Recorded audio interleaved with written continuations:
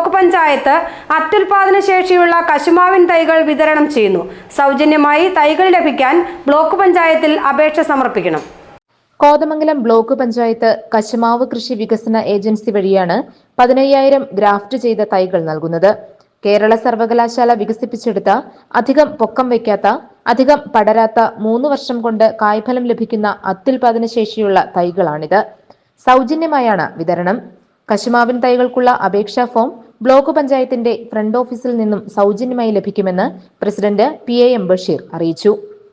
അധികം പൊക്കം വയ്ക്കാത്ത 3 വർഷം കൊണ്ട് നല്ല കായ്ഫലം ലഭിക്കുന്ന അത്യുൽപാദന ശേഷിയുള്ള ഗ്രാഫ്റ്റ് ചെയ്ത കശുമാവിൻ തൈകളാണ് ബ്ലോക്ക് പഞ്ചായത്ത് പരിധിയിൽ ഫ്രീയായി കൊടുക്കുന്നതിന് വേണ്ടി block panchayat തയ്യാറായിട്ടുള്ളത്.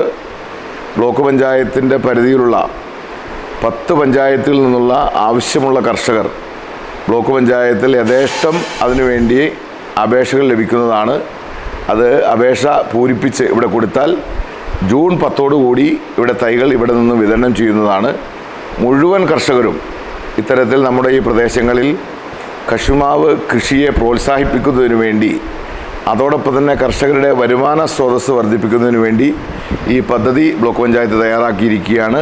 Vice president Diana Noby, Jomy Thekkekara, James Korambel, Sally Aipe, Anees Francis, TK Kunjumon, Nisamol Ismail എന്നിവർ പ്രസംഗിച്ചു. GTV news